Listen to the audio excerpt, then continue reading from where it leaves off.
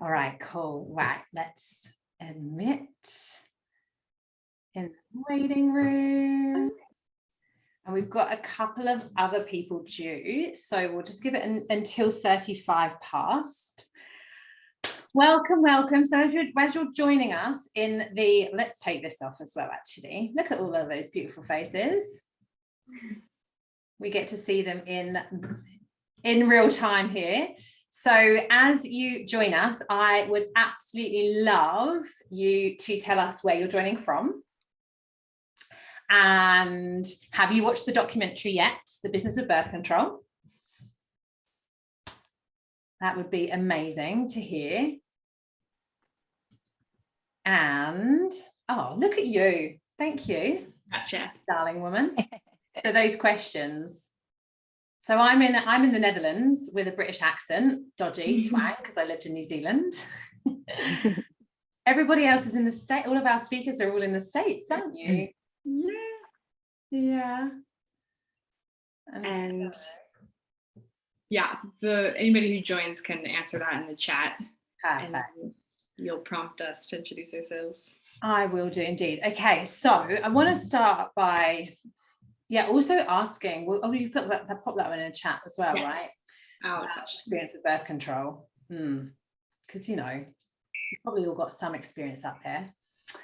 And I want to let the panelists introduce themselves very short and sweet as we go around. But first of all, I want to actually let everybody know, because a couple of days ago when Hana and I got together, we feel really strongly about this topic, and we know that our beautiful panelists and guests are experts in this field. And here we go, we've got another person joining us.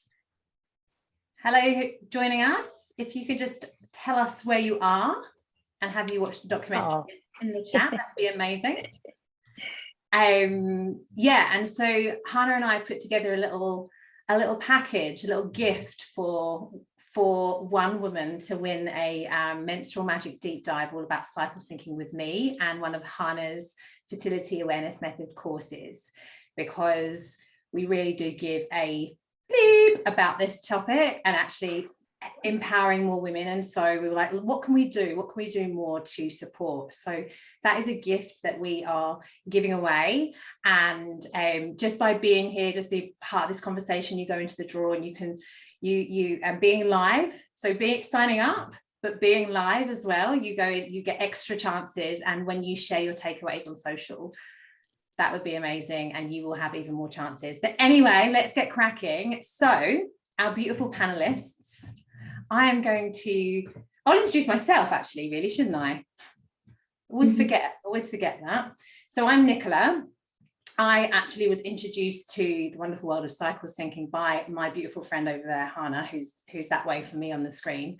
And I have been living in sync with my cycle for well over 5 years, but kind of reconnected with my cycle at the ripe old age of 30. I'm 38 this year, and I always kind of get this feeling in my body that's like, like I feel a bit embarrassed about it, but I also am so grateful that that's what happened. And I speak about anybody who will listen about menstrual cycle awareness and being more in sync with your cycle and your body and your biology, regardless of whether you want babies or not. And I work with women in their business from an energetics and a business perspective, but we bring that in, that cyclical living, that power that we have within us. And so that's a little bit about me. And so I'm going to pass the mic over to Dr. Mariza, just to give us a bit of an overview of who you are and how you support women in this area.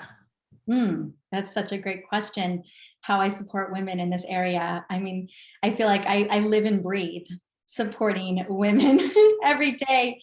And I think how I support women in this particular area is really identifying what's going on underneath the surface of like what's really happening if we're struggling with irregular menstrual cycles, or we're having severe PMS symptoms, or anything that just feels off. Like trying to get to what's really going on, I think is my biggest mission. I believe we deserve to all know how our bodies work.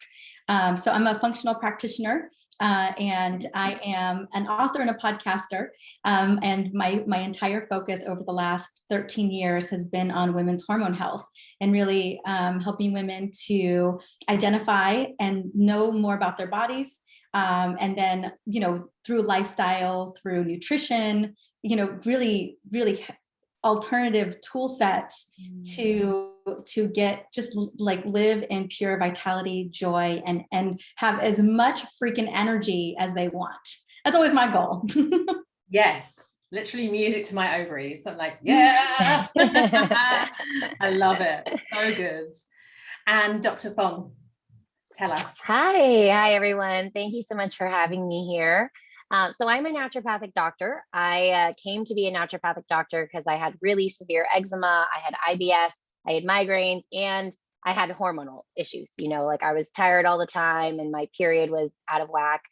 And in healing myself, the theory that I created is that we have a detox funnel.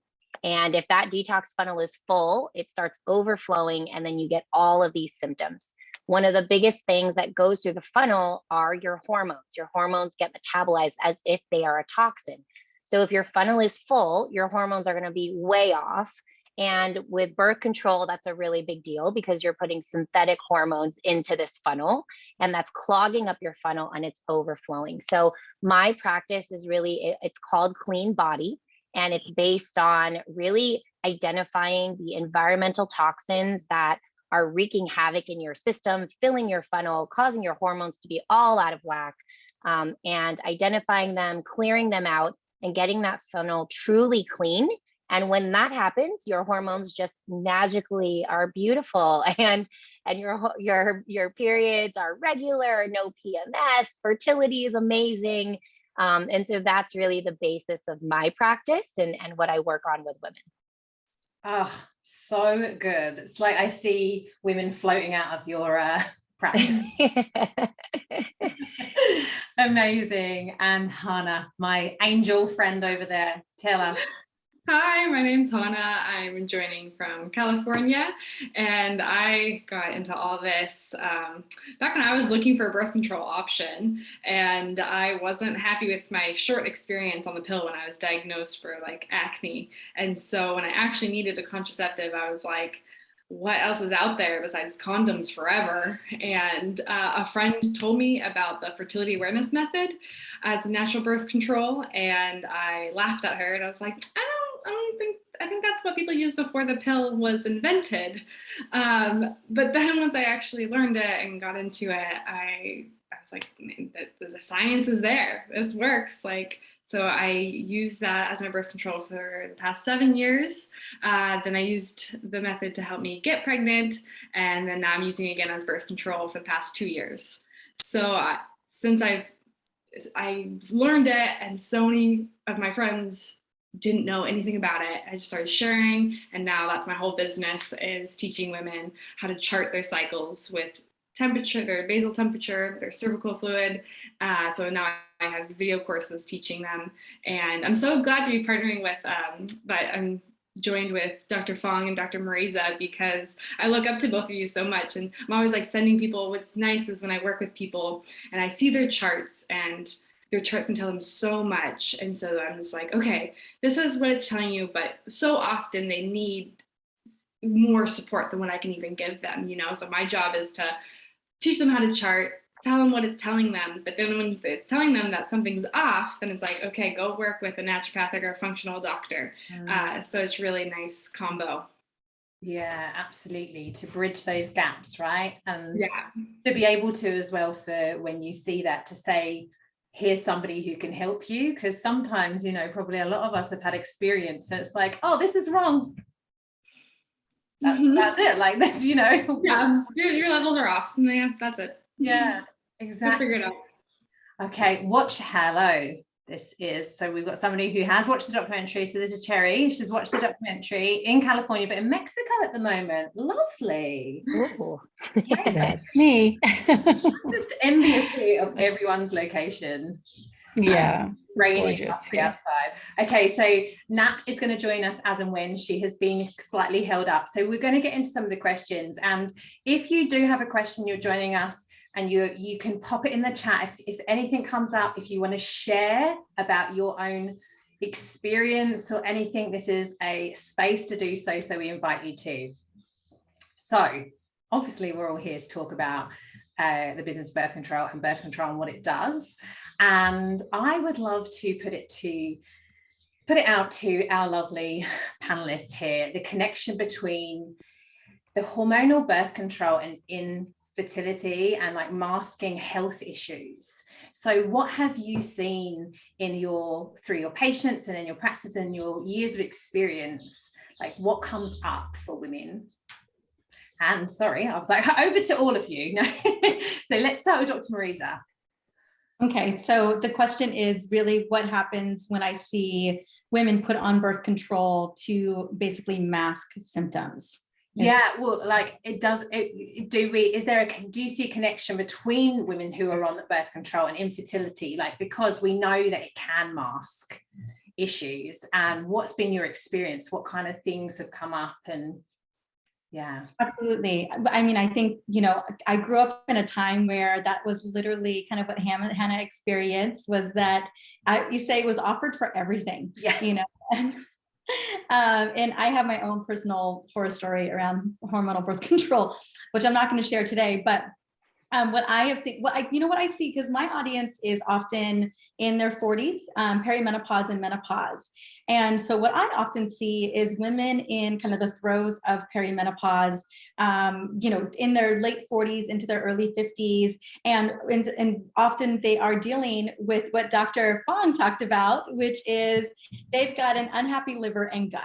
And so they have detox pathways that are not functioning properly, whether it's the wind down or if it's stress or it's toxins. There's a lot of root causes that drive the liver to be congested and the gut to be super unhappy. And so we end up seeing, an uptick in estrogen dominance for a number of reasons, those two being one of the biggest. And so the fix for this, for women who are having symptoms of estrogen dominance, like heavy bleeding, migraines, lumpy, hard breasts, bloating, anxiousness, severe PMS symptoms, fibroids. Often the solution to fixing all of this, besides Xanax too, throw that into the mix, is going to be hormonal birth control. Yeah. And then what I often find is it definitely does lighten periods to a degree. However, we never address the gut and the liver. So we still have a lot of that symptomology happening no matter what. But then we start to see side effects of being on the pill too, right? But the biggest thing that I see is then I meet a lot of women who are 55, 56, 57, and they're still on the pill and they have no idea if they've even gone through menopause. They do not know what's going on with their body. Wow. And their doctor is like, keep riding this synthetic train, but the lumpy breasts are still there. The migraines are still happening. And so often when I run labs, I see just overabundance of synthetic estrogen, an overabundance of estrogen dominance and symptomology following that. So that's oftentimes my demographic of what I'm seeing. And it just breaks my heart because so often women weren't like, oh, maybe we should wean you off the pill now that you're in menopause. Putting an excess amount of synthetic estrogens into someone's body that naturally isn't supposed to be there physiologically leads to a lot of other symptoms. And so it can lead to things like osteoporosis. I start to see major signs of brain fog, and I begin to see, issues around weight resistance.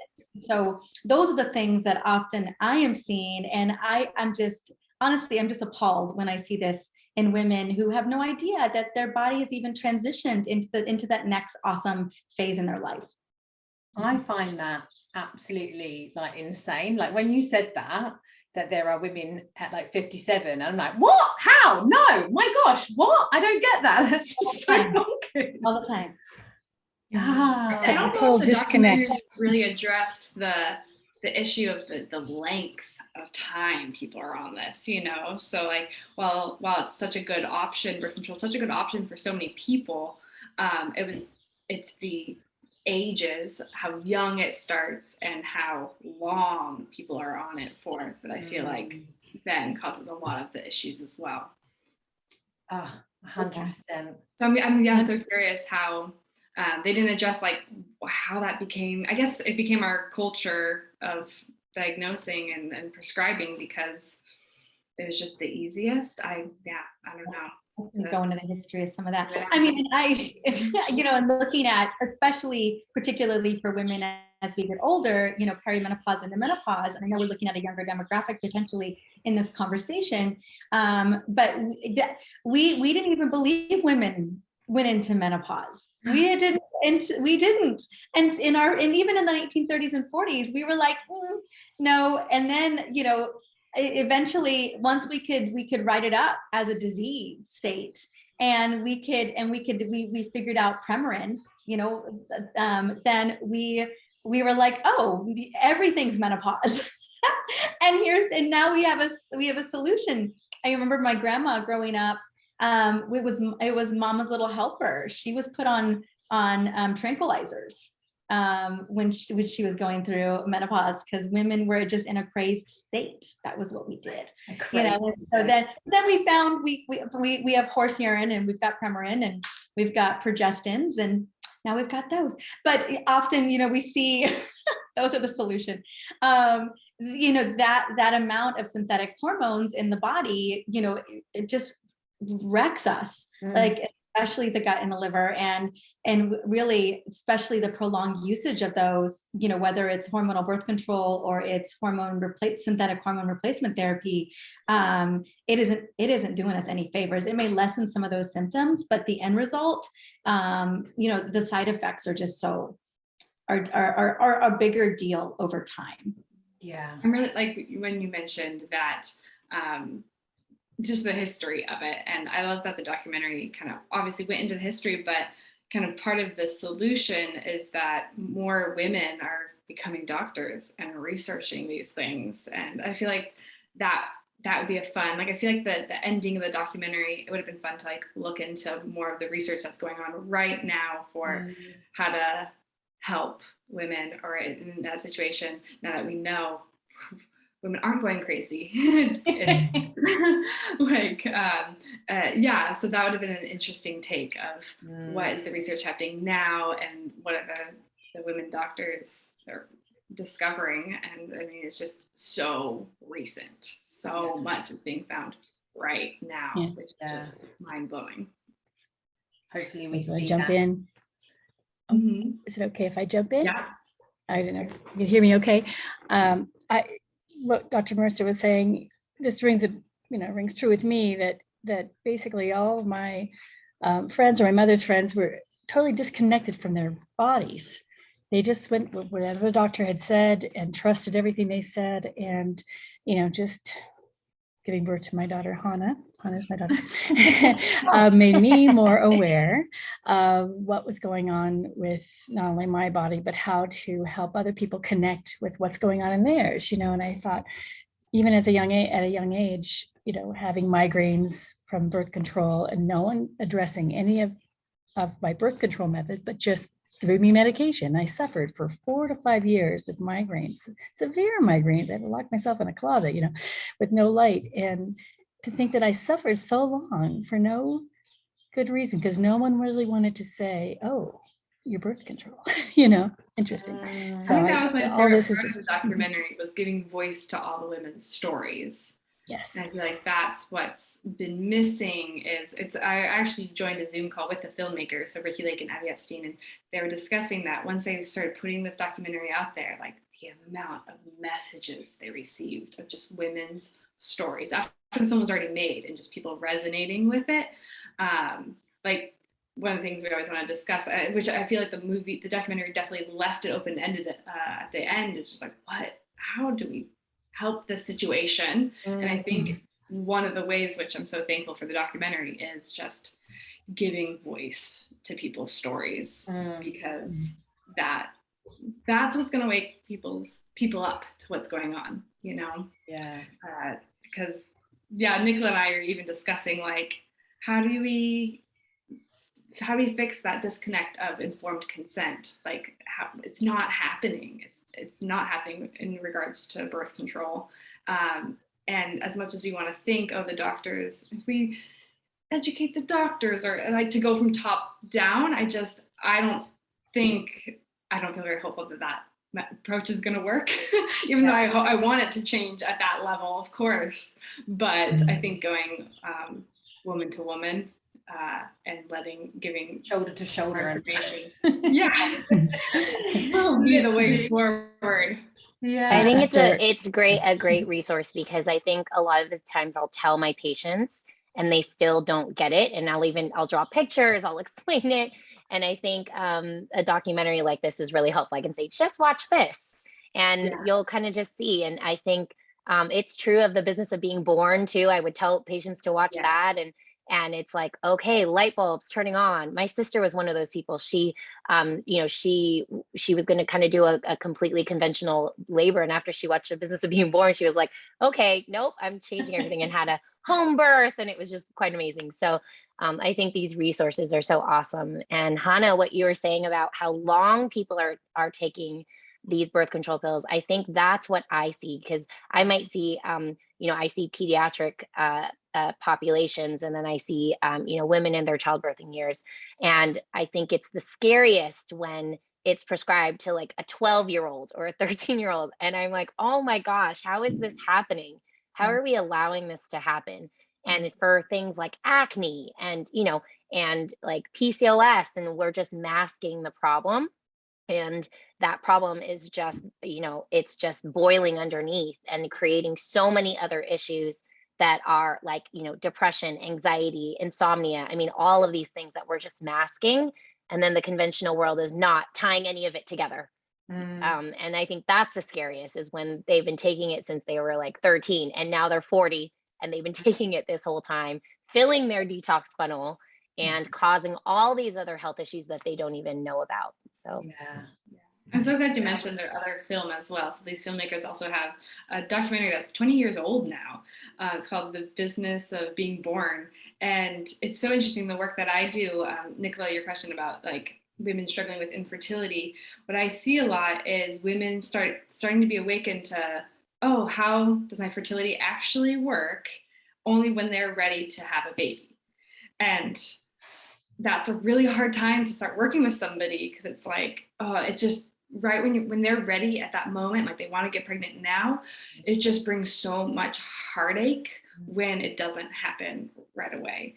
And so that's what breaks my heart working with my clients, and what gives me a lot of hope too when I work with my clients, teaching them how to chart earlier in their life and then their timeline, is it'll start showing you things, things that you need to work on, because our charts, if you're charting your temperature and your cervical fluid, that it's telling you about your hormones. So it's showing you estrogen and progesterone, and we can address things earlier on when you're not even thinking about babies.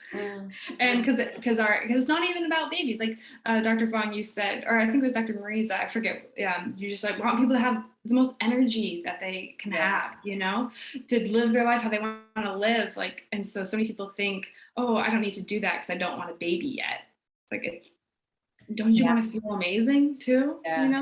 So so that really, it's so true. I think, I remember growing up, and it was, the shame around your period, all of it, the hiding of it, to not understand your menstrual cycle, like that was just the thing. And there was no education around what an important aspect of your cycle was to your overall health, that it was such an important, it was like the vital sign for us as, as young girls and 20-year-olds, 30-year-olds, whatever. And, the miseducation of us owning it, being empowered by it, knowing what's going on with our body. It's always one of the first things I talk about on my show or in my books, is like, we got to know our bodies. We have to know our bodies, because it's such a great indicator, our cycle in particular, of what's going on with our overall health and well-being. And so, I hope we shift the mindset of like, we only need to know about it because we're trying to get pregnant, or we only need to know about it to shut it off, and that we shift it to, oh my God, this is such a massive component of my overall well-being and vitality. Like if I can leverage this as my superpower, like sky's the limit. Yeah. And I'm hoping that's what we're shifting towards. Yeah. Hey, Nat. Yeah, Hello.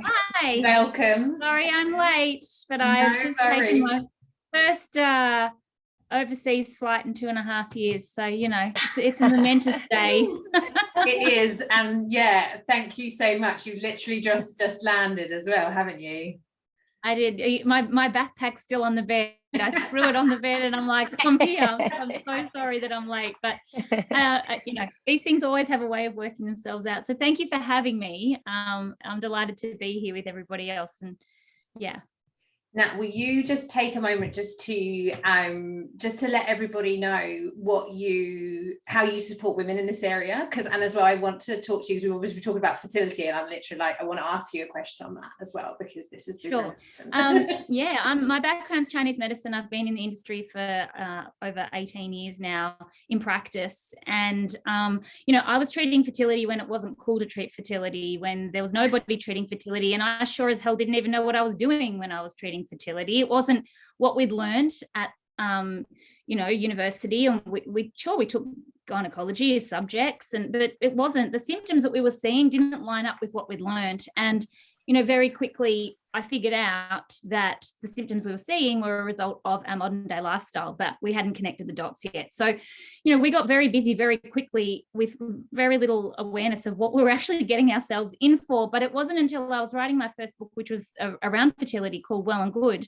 that I was like, hang on, there's a missing piece here where we need to fix it before it's broken. These are, just like you're talking about, these women are ready to have children and they're suffering, and we could have probably prevented that had we have educated them at a young age. So things have in more recent years really taken a turn for me in focusing more on teen and young women's health, with reference to exactly what you were talking about, because it really, I feel like there's such a massive opportunity. And the reason that they're missing out is because we missed out.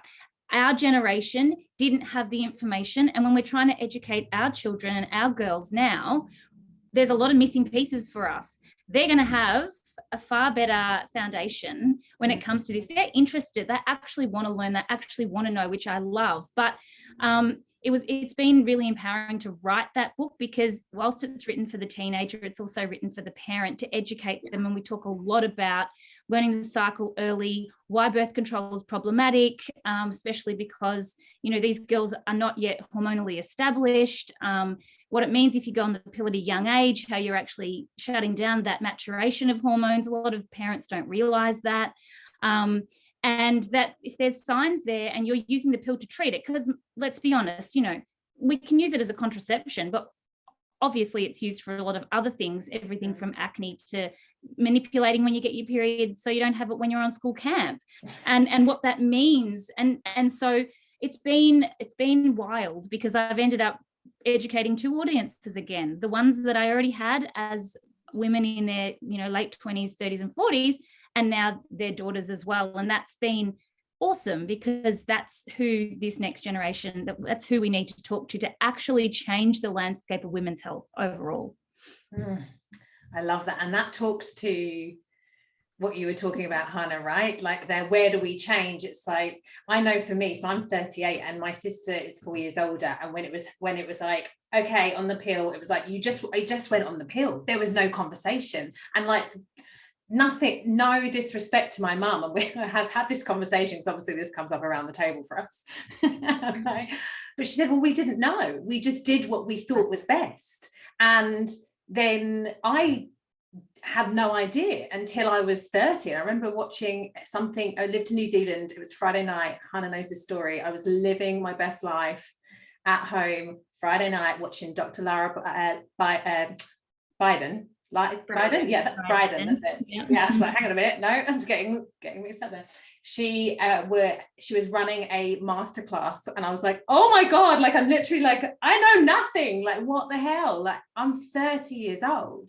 And then I start having conversations with my friends who have had children or had trouble, and I'm like, are you still on the pill? What are you doing? Like, do you know how our bodies work? Like, it's insane. And this is part of it, right? It's like, it's not us. We're still, in the nicest way possible, we're doing our work, but we're the problem. It's that it's we need to educate, and from a parent perspective as well. Like, so I love that.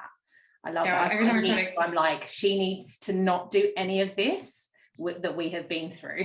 Absolutely. Every time I try to explain to parents what I do, they're like, oh, like sex ed. I'm like, well, it's so different than what kids get in sex ed right now. Like, they're not getting this information in sex ed. No.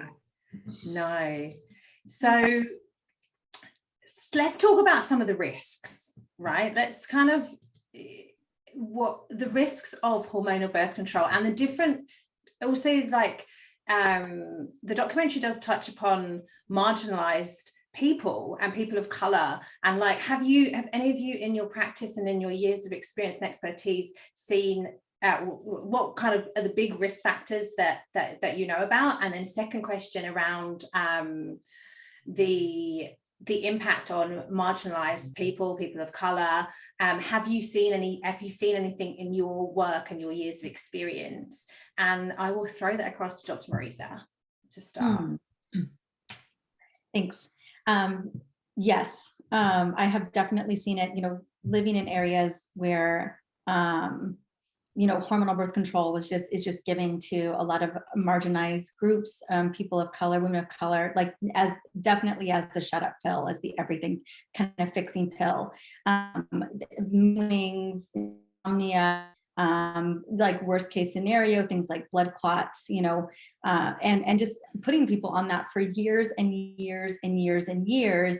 Issues with infertility, absolutely a big one here. And then again, in the demographic that I'm with as well, women whose fibroids go unchecked, and migraines are significantly worse. And so these are a lot of the symptomology, but then just gaslighting women of color, not listening, keeping them on the pill no matter what, not really giving them an option as anything else, and not believing that they're in pain, or not believing that their subjective symptoms even exist, just as the only fix that they're even willing to for women of color. Yeah. And not believing that they've got other symptomology, like not looking at PCOS or endometriosis, like none of that on the table for or in inquiry. Just really, really falling short in terms of taking care of color, or women who are just in areas where we kind of just put them to the wayside, in big cities. Yeah. Oh, so infuriating and frustrating, right?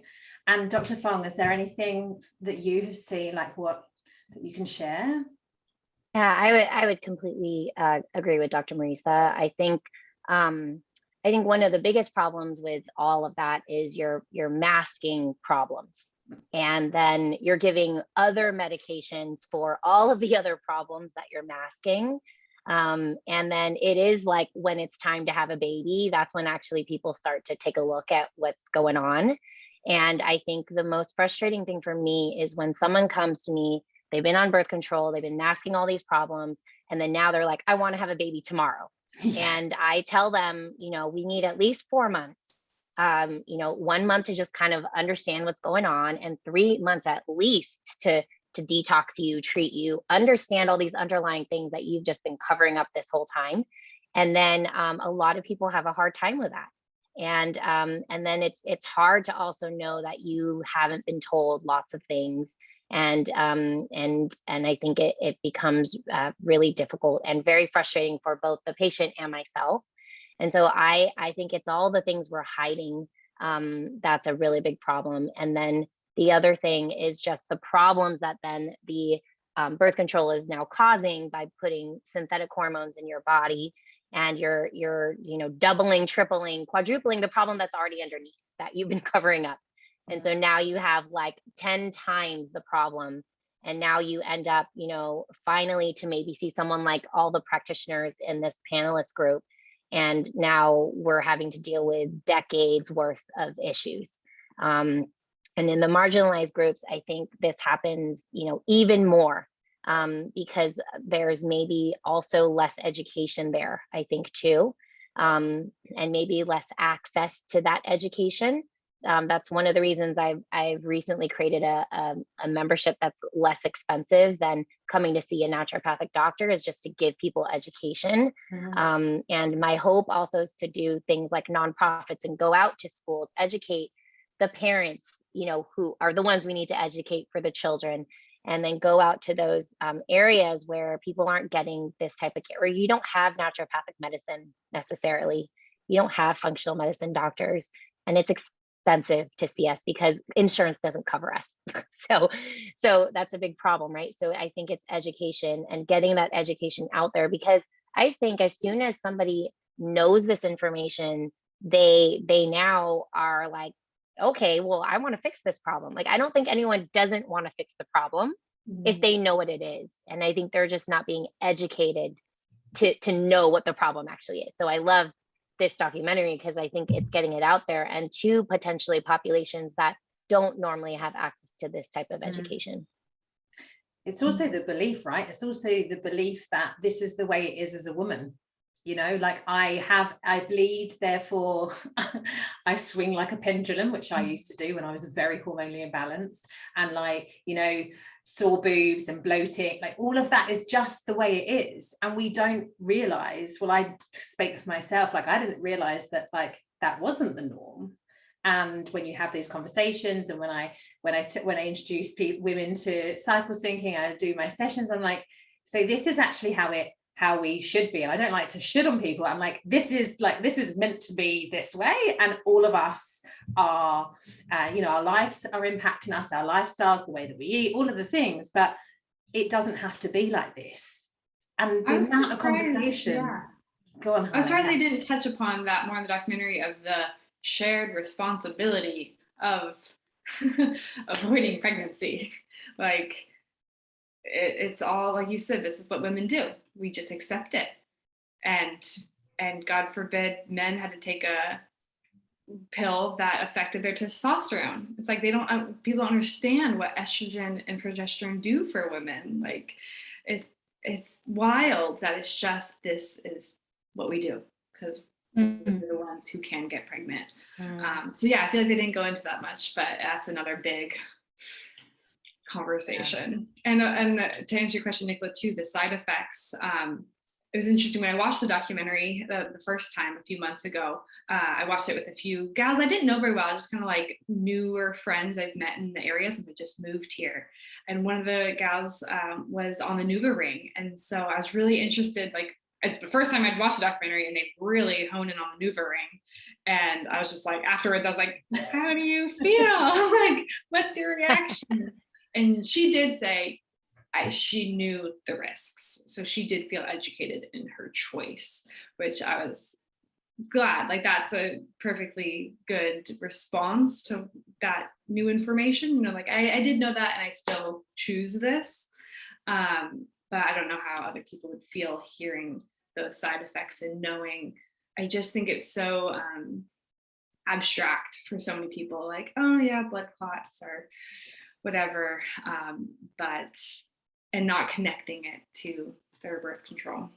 So But I think even more than those side effects that are listed, there's so many other symptoms that happen that we just don't even really, like anxiety, depression, like all these things that like might not even be on the little pamphlet that is a side effect. At that, I think people don't understand. And I think what would be cool is if we started like drawing what actually happens, or like really explaining the concept of what happens when you take birth control pill to our patients in the conventional world. Because then I think maybe you get it a little bit more. That's what I do for my patients. I take a board and I start drawing. I'm like, this is what's really happening. Now, do you get it? And they're like, oh my gosh, now I get it. Now it's clicking and the light bulb's turning on, as opposed to just listing off symptoms that, oh, this may happen to you, but it's very rare kind of thing, and people are like, oh, it's rare. I won't be in that, whatever percent population. So this may sound funny, but after I watched the documentary, I was watching a program about Justin Bieber's wife, Haley, I think, who had a blood clot. in her, I don't know if it was her lung or her brain. It made it to And I her was brain. like, oh, yeah, I said, oh, birth control. The first thing I said, but so I was educated just from that, just, who knows what that was, poor thing, she suffered from whatever that was, but that could have been one of the reasons, that for a young woman to have that, which is not very common. So anyway, little things like that with the documentary. And nowhere in any of the reporting on that will even address that what it was. So you all have a very big job for that education, and even educating men also on just how women's bodies work, so that it can actually be a partnership for couples, of how their whole chemistry works together. So yeah, absolutely. I know I have two boys, one my partner and my stepson, who live in our house, and they eat cyclically and they don't even complain. It's great. And actually Herm went to the supermarket and I was like, you got turkey, that is not for this phase. He went, I just got confused, I forgot it was chicken.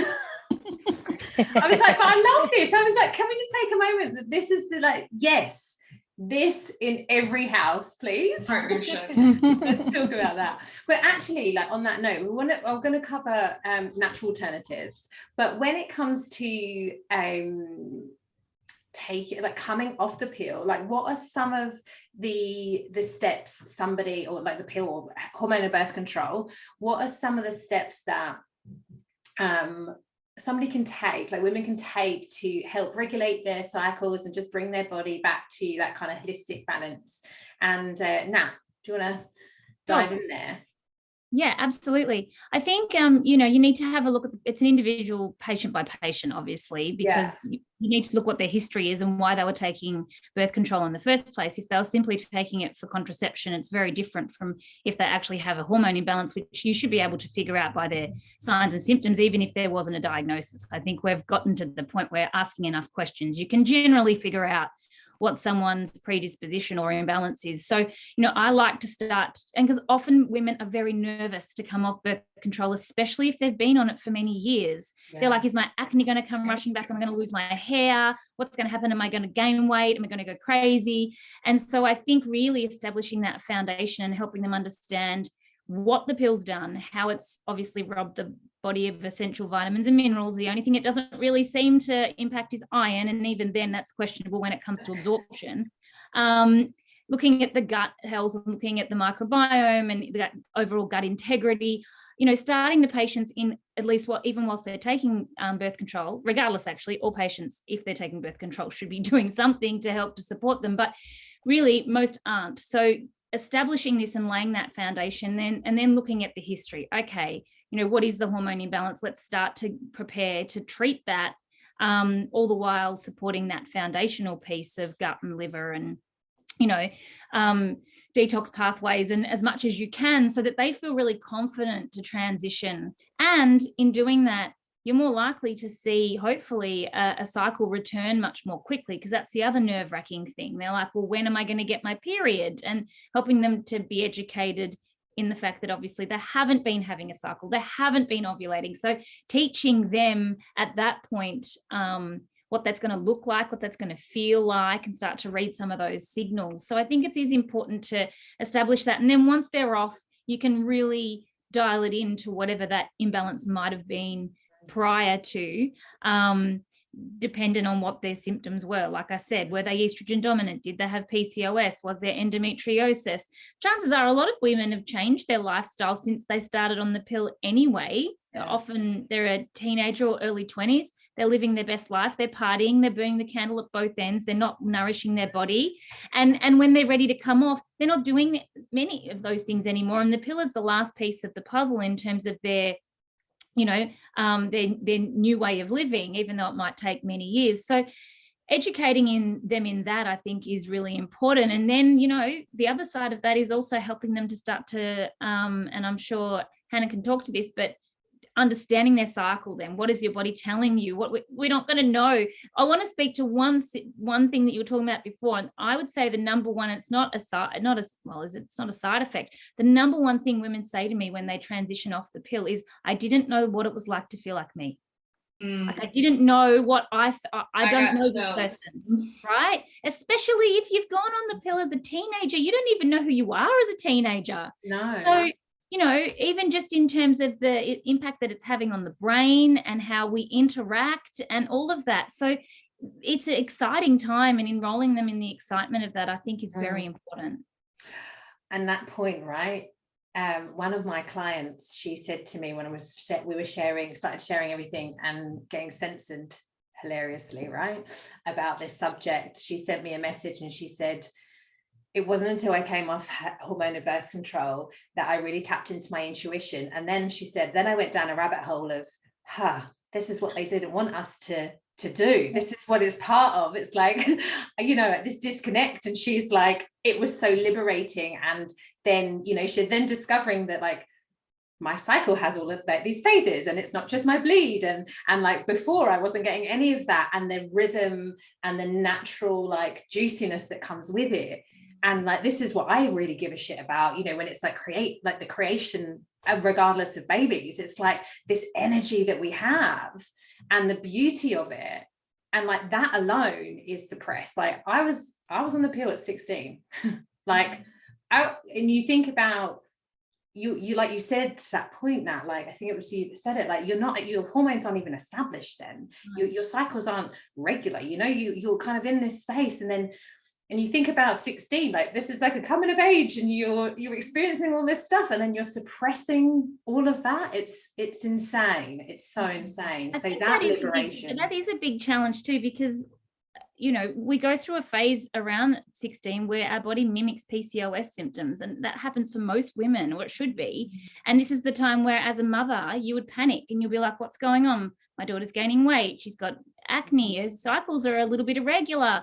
And what do? You take them off to the doctor and you prescribe birth control. So that's where the problem lies, even in that education piece. Like if a mother knew that that was what was going to happen and that's normal, and we're supporting that rather than fearing it, it would be a very different long-term outcome. So it's, again, I'll go back to the education of the parent as well, right? Yeah. I hear that all the time from clients or pre-clients. They're just like, oh, my cycle's so irregular. And once we start charting it, they're just like, oh, it didn't happen on around the same day of the month. Oh, the amount of patients that will say, I get my period on the second Sunday of every month. I'm like, that doesn't even add up. Like, what the heck? And then I'm sitting with a few people going, can you just make me understand the math of that? And they're like, oh, I've never really thought about it. I'm like, really? But that one blows my mind. The second Sunday of every month. It's like, what happens? Just February is the only 28 days. You know? Yeah, I always encourage them, just start charting. We'll probably see a pattern. Like it unlocks this, like a window, because it feels so abstract. Like what happened? Oh, I get my period. That's physical. I get my period. And that's not the only physical thing that we have. And the rest, hormones feel very abstract. And so when we can actually pinpoint, like, okay, my temperature is this every day, and it tells you something. Okay, my cervical fluid is doing this. It's telling you something. Having that concrete data is so empowering. Yeah. Even guess what? There's only a 24-hour window really for you to get pregnant. Like I was having this conversation, this lady was like, but I'm so scared. I'm like, did you know? And she was like, no. I was like, it's fine that you didn't, but this is also it. This is a fear, right? Also though, once you've actually charted that for long enough and watched that, how the heck does an accident? I'm like, I would have to be blind drunk and completely passed out for me to fall pregnant based on, I'm like, it's really obvious. Like this is really obvious. But obviously when you've been watching it for a long time and you have a regular cycle, I guess these women maybe they don't have a regular cycle, but it's one of those things that once you're educated and you watch your patterns and you know them, you can't not know them anymore. Yes. So empowering. And that's why it's the learning curve too. I mean, I'm kind of jumping ahead, Nicola, you were saying we were about to head into, alternatives. And so that's the hesitancy for learning something like the fertility awareness method for birth control, is it takes effort to learn it up front but I always tell them it will become second nature.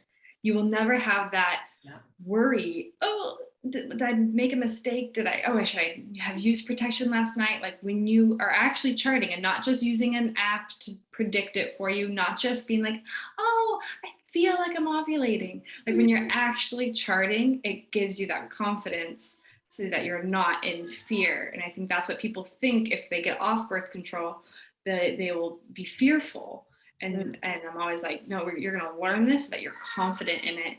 And I know people on the pill who are still fearful of getting pregnant. And so it's this fear that's just so deep, runs very deep. Yeah, it's tied to shame. Mm-hmm. We keep us in check. To make us shameful of everything, it's very much that's the deal. I'm sorry, a cat just appeared.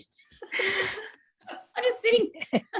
I'm in a house I've never been in before. I just walked in and plonked myself on a desk, and then the cat came out from under the bed. Sorry. I did think I heard it. I was like, is that a cat or is it a baby? I'm not sure. Oh, I'm trying to get it to go out the door. Because I said your baby's running around somewhere, so I was like, oh, is that a baby? Yeah. So then obviously those natural alternatives, we've talked about the fertility awareness method, and it is one of those, like you say, Hana, like I remember us having conversations many moons ago now, and it being like, oh, okay, can it be this easy? Okay, maybe it can be, and it just takes that little bit of time. But what about you who was using the Clue app, thinking, oh, that's telling me when I'm ovulating? I remember that. And now I'm like, don't believe the apps, everybody. Just believe the app. All the chart in an app. I can chart in an app, but like think about your cycle, not about all the app indicators and notifications are doing. I always tell like apps are great, but like know your body first before you get caught up in all the stuff that the app's doing. When my app says you are almost ovulated, I'm like, hey, you don't know shit. Because actually,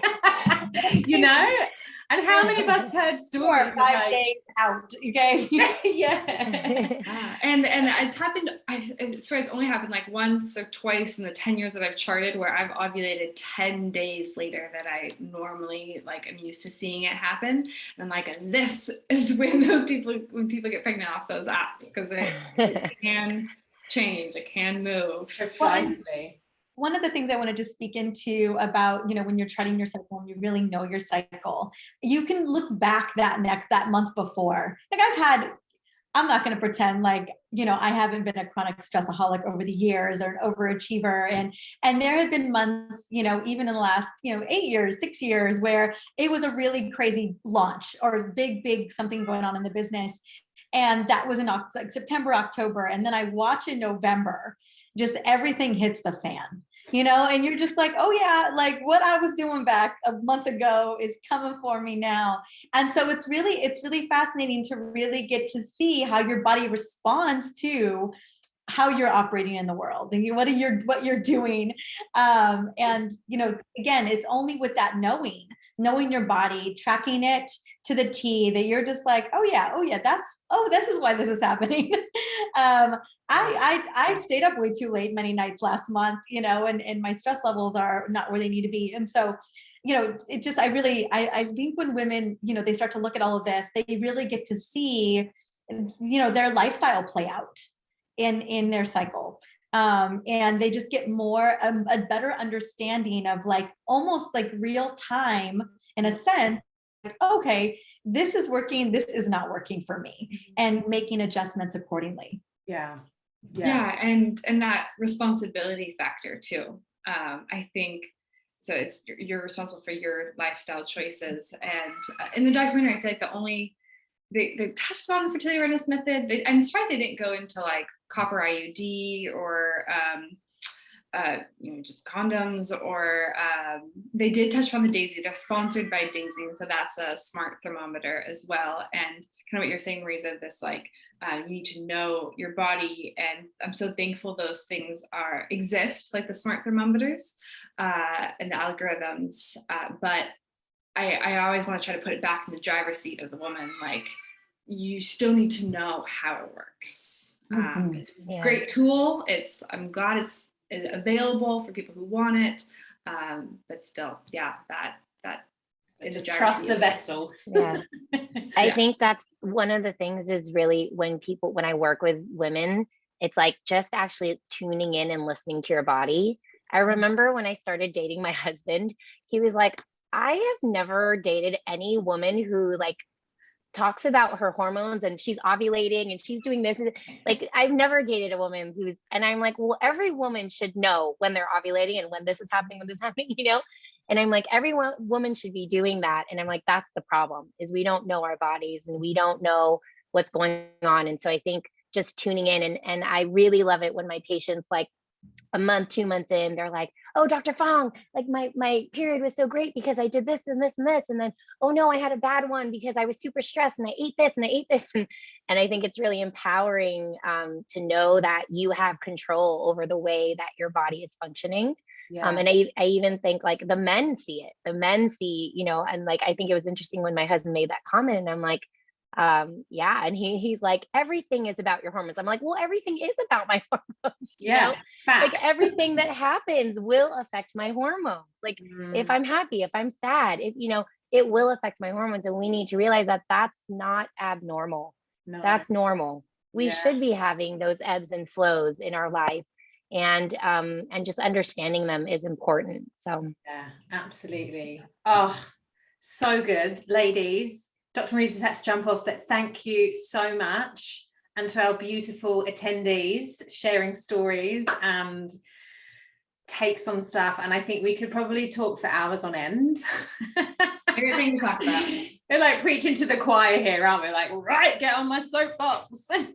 But thank you so much for your time and energy and for sharing. And I'm going to pop all of your lovely information into an email for some people have signed up for the replays and all of that jazz, and I just thank you all for joining us. And for everybody watching, if you want to share your takeaways with us, especially on social media, this is great because it gets the conversation going. And you can go into win as well a little gift from Hana and I, a fertility awareness method course that Hana has, which is amazing.